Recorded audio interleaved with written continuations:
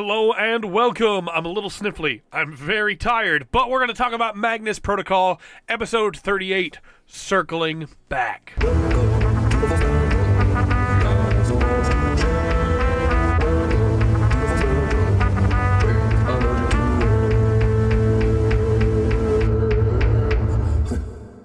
Before we get into this one, I know that I'm behind on Malevolent and Old Gods of Appalachia. I'm so sorry.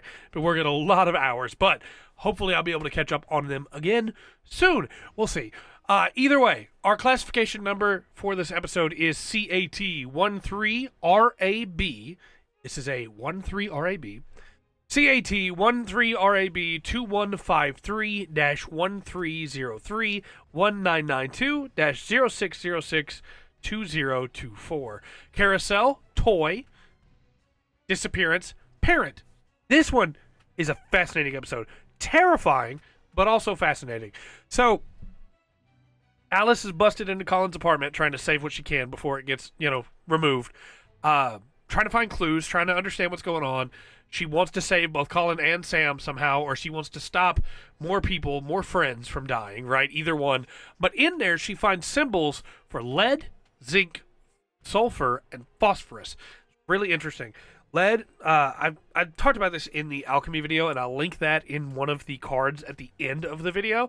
It'll be in the description as well if you have not watched that yet. But lead is one of the 7 planetary metals, sometimes called the major metals. Zinc, sulfur, and phosphorus are all part of the mundane elements, but sulfur can also represent the soul, and in some ways, and in some places, and in some teachings, lead can represent the spleen, sometimes called the body, but it's not the main one that's considered for the body. Salt is the main one that's considered for the body, but still, definitely interesting there that those would be brought up. I really wanted to find a specific formula that used all of those, and I couldn't find one that was like specifically those 4. But I do think it's very interesting because it means at least that Colin was looking into sulfur or the soul, right? We know that Colin knew a lot more about what was going on than everybody else, but also where does lead, zinc, and phosphorus come into this? Very, very interested. Freddy was made in the late 80s, early 90s, and a man named Friedrich is involved somehow. This could be completely unrelated, but I feel like this Friedrich is referencing Johann Friedrich Schweitzer, sometimes known as Helvetius. Schweitzer was from 1630 to 1709, we're pretty sure, and that he was in the Hague when he died. But either way, he is kind of famous for claiming to, and others claim they saw it, having transmuted lead into gold, which again, lead was brought up already as part of Colin notes, so that would be really interesting. But also, he was brought up by somebody we brought up before in the form of Arthur Edward Waite in his book, John Frederick Helvetius, the famous alchemist. So, just definitely somebody to consider. At one point, he was the physician to the Prince of Orange-Nassau, which was later William the third, I believe, of England. I should have written that part down. Either way, kind of an important guy, right? And definitely interesting. I don't know how my mic keeps getting turned, but either way, hopefully you can hear me all right. Then from there, Hinrich Unheim is mentioned. It's a very interesting name. If you asked me to just translate it to English roughly, I would probably say Scary Henry or Scary Heinrich, right? The direct translation would be something closer to like home ruler, not at home, not home-like, not in the home. But it would seem to me like it's referencing something uncanny, something not right, or maybe specifically something that doesn't feel right, something that doesn't feel at home. But because of the way the story goes, it is very interesting that you could also just read it as who rules the home?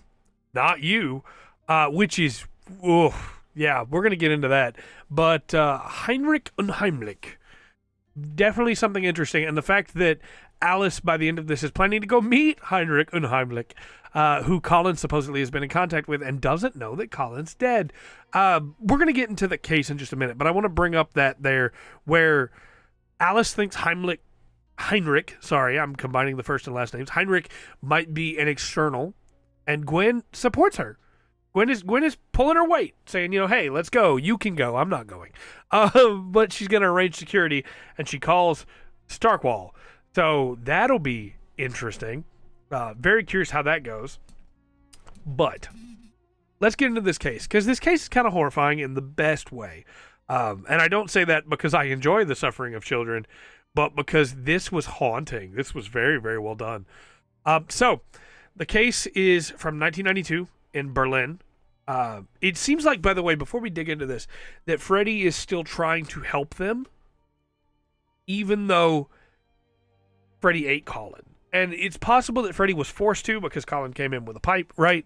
But either way, it seems like Freddy is still trying to help the OIAR, right? This case did not come up by accident. This was the case specifically to try and help Alice. And maybe it's the JMJ.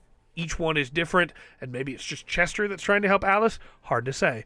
But either way, 1992 in Berlin, in the Tiergarten, which I'm told is a very beautiful place. I've got family over there, and it would be cool to go visit sometime. It was probably different back then, but either way, I don't know why I wrote this down. My German is not very good. I'm going to get a little closer to try and read it better.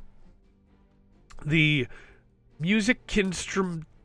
man, it's not as hard as I'm making it. The Musikinstrumentum Museum is mentioned, which is cool. I have seen pictures of that museum. I have actually really wanted to go to Berlin for a while, but I've looked up a lot of stuff about it. But yeah, that sounds like a cool museum. But in the middle of all that, Mr. Cat Eyes shows up. And Mr. Cat Eyes is a cat-eyed man. There are a couple different things that could be happening here, but I am really wondering if this is not the person that had the fiddle and had the dice. If this is not somebody that specifically is like trading in cursed items. And I wonder if this Mr. Cat Eyes is not Hinrich Unheimlich. Would be really interesting if true. This is a very deep cut that most people probably will not get. But my first thought was Pocket Cat from Fear and Hunger. Either way, it feels to me like this is probably somebody that is trading in anomalous items, right? Trading in items that have been touched. What is the guy's name? Salesa from Archives? It made me think about that, and then, of course, that came back to bite him. But either way, definitely on the current theory of Mr. Cat Eyes is Hinrich Unheimlich. But we'll see. Probably soon, if I had to guess. So, Mr. Cat Eyes, which is what we're going to call him for now, gives the mother a box with a small toy carousel inside. The pigs, and it is pigs, not horses, don't move, right? But when they get it home and the mom puts it in the child's room, the pigs change color like they've been in a fire. At night, it lights up, and when the child speaks to it in German, it responds. And I have a very, very rough translation of the German. Again, I need to specify, I am not a good German person. I am not German, as it were. I have German blood in me.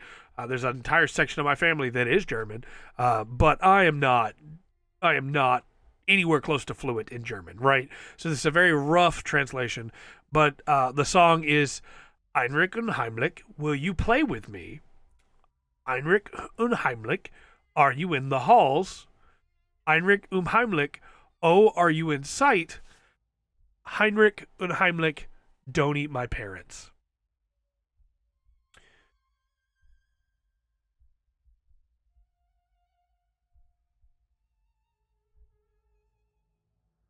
The idea of a little carousel singing to you this song is already horrifying, but it's made even more horrifying by the fact that the song is in German and the little girl can't understand it. The child does not know what the song is, right? So the child writes it down to show to their mother. Dark red stuff pours out of the pig's mouth, and the child picks it up, and then the carousel stops. Mom doesn't believe the kid at first. Kid shows mom the book. where it's written down in the notebook. Really fun details, by the way, all throughout. It absolutely feels like a child wrote this, even though I know an adult did. Just references to like the rainbow pen, But mom immediately is like, hey, this is a problem, and goes out to sell it, and then has been gone a long time. The child makes a ham sandwich after waiting for a while, but the ham doesn't taste right. The connotation here being that when the mother left, Hinrich Unheim murdered the mother and made her into ham for the child to eat. I love this idea of an external that is just like on its own, because I feel like there would be a lot of them, right? We saw Needles before. Needles probably wasn't working for the OAR. I would love to see more of these like rogue externals. And it's possible that Hinrich Unheim is working for the OIR and just has not been in contact in a while, or maybe that's where Klaus came in before, and I'm just saying that because Klaus has a German-like name. That's just a guess. I'm not trying to be, like, profiling here, but no, this is a horrifying idea in this case, the idea of just this kid that doesn't know what's happening, and of course it wouldn't, right? There's I was going to say I guess not old creepypasta, called Mr. Widemouth, that kind of has that same core theme, right? A kid that barely knows what's going on, and a creature that is trying to get the child to do something the child should not do. And in this case, there was no hope, right? There was no answer. Getting rid of it only got the mom where she was able to be killed by Hinrich Unheim, right? There is no response that ends with the child and their mother living happily. And that is maybe the most tragic thing about it at all. Because as soon as the mother accepted the gift from Mr. Cat Eyes, who spoke German, it was over. It was ended that moment. There was no hope for them. And I think that is beautiful in its tragedy. I'm someone who loves tragedy in fiction, but also horrifying. I think I've mentioned this before, but one of my favorite horror movies is Skinamarink. And in Skinamarink, two children, I won't spoil it here for you, but two children that are subjected to a force beyond their control, and they never had any hope. They never had any chance. There was no way they could get out of it. And yet, there they are, and it is horrifying. Children should be able to be happy, And so I think it makes something like this where the kid doesn't even know what it's saying, and it's saying this terrifying thing. Just, will you play with me? Of course, making me think about Bonzo, right? He's here to stay. He wants to play. He wants to stay. Just, ugh. Are you in the halls? Are you in sight? Don't eat my parents. It's so good. It's so good. It's kind of a short one. There's not really much more for me to say about it, but I'm very excited. I want to know more about what's going on with Colin's papers, and I feel like we will find out little clues as we go that might lead us towards something. But also, the classification numbers. I feel like we're getting close to something on there. Because if we look at our last Bonzo case, go back to that. It was RB, right? 1 RB. This one is 1-3 RAB, even though it would be something weird as well, right? So we're on the way somewhere. We had another RAB before, which was the man. No, sorry. The other RAB was Red Canary. And then Ink Soul was an RAB. Not the first Ink Soul, the second Ink Soul, which is really interesting. That's the story about the Oscar Jarrett tattoo.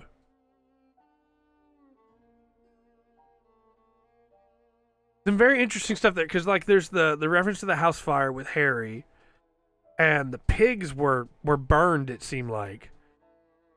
But I don't think RAB is referencing that, because our other RAB is Red Canary. Way back in episode 1, that's a 2-3 RAB. And then when we get to episode 20, that's a 1 RAB, and this one is a 1-3 RAB. I feel like we're getting really close. To being able to decipher it. Like, I feel like we just need a few more to be able to make sense of it all. Because this feels like it has to do something with the externals, but it's not the same as the externals with Bonzo. Maybe it's specific triggers, like R and B are external. Let me look up Mowbray's. I have this huge document now. Okay, Mowbray was an RB, a 1 RB. Maybe R and B is for external and A is for something else. This is going to take forever, but I'm gonna do a quick cut here. I'm going to look at every case number real quick and see which ones have an A in between. Because Red Canary was an AB, RAB, right? Which would, Red Canary specifically going down into the Magnus archives, feeling weird afterwards, like some kind of transformation, right?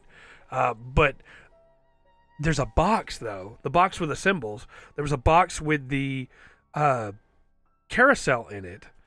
Is this something to do with transporting these anomalous items? In fact, now I'm curious, the violin, which one was that? I'll be right back. We're going to do a quick cut, and you'll see me after like another 15 minutes of digging into this. Okay, so the dice is an RB. The violin is a 3C. Do they have anything to do with each other? Is Mr. Cat Eyes the refined gentleman or not? Maybe not. Maybe they're completely separate from each other, because the violin episode doesn't have an R or a B in the classification number. Let me check the dice real quick. Just real quick. I think the dice one is an RB, which would be like an external. Dice was not viable as a subject, low as an agent, medium as a catalyst. So RBs, R's could be for externals. B's could be for anomalous items or anomalous things. Because like RB was also for personal screening, which was the movies. I don't know. I feel like we're getting really close. I don't want to just spend the rest of this, like, extend it out to like 30 minutes or something to be able to mull over this. I feel like we're right on the cusp of it all clicking and making sense. But let me know your thoughts in the comment section down below. I did want to mention a couple important Hinrichs for Alchemy real quick. I don't think these are what Hinrich Unheim is referencing. I don't, right? But I wanted to bring these up real quick. So there was Hinrich Unheim, which was a German physicist, hermeticist, philosopher, and alchemist, right? Kind of an important guy. Did a couple interesting things. Wrote a lot of books, like a lot of books on alchemy. But there's also Heinrich Cornelius Agrippa, also known as Heinrich Cornelius Agrippa von Nettesheim, who also was a German Renaissance polymath physician, legal scholar, soldier, knight, theologian, and occult writer. Specifically, the 3 books of occult philosophy drew upon Kabbalah, Hermeticism, and Neoplatonism, which, again, if you're hearing all that and going like, I don't know what any of that means, go check out the Alchemy video. But I don't think Hinrich Unheim is a reference to either one of them, but I do think it's very interesting that we have Hinrich Unheim. We have a series about alchemy, and there's these 2 famous Heinrich alchemists. So just wanted to bring them up, make sure they're mentioned. You know, I can't figure everything out on my own, and with the comment section, all of you together, we are slowly piecing everything together. So I want to give you as many clues as I have, and you give me as many clues as you have, and we can try and piece it all together. There's a lot of different theories right now. I've seen all of your comments. Some of them I've favorited, like with the heart. Some of them I've just given a thumbs up to. I don't have a rhyme or reason as to which order I go in. I don't normally respond to every comment, but if you got a thumbs up or a heart from me, just know that I read your comment and I thought it was cool. Either way, I've been Trey. This has been the Full Spectrum. I do apologize again that we haven't had an Old Gods or Malevolent review come out for the last couple weeks. I've been very busy with work. I'm going to be very busy with work probably through the summer, and then things should slow down again. But up until then, I can't promise they'll come out every week, but I will do my best. Hopefully next week we'll go back to normal for a little bit. With Easter out of the way, and I say out of the way, I like Easter. Easter's fun. You know what I mean? Hopefully things will slow down a little bit more, and I'll be able to get caught up on some stuff. But either way, let me know your thoughts in the comment section down below. And until next time, I've been Trey. This has been The Full Spectrum. Remember to always enjoy the full spectrum. The Magnus has to offer.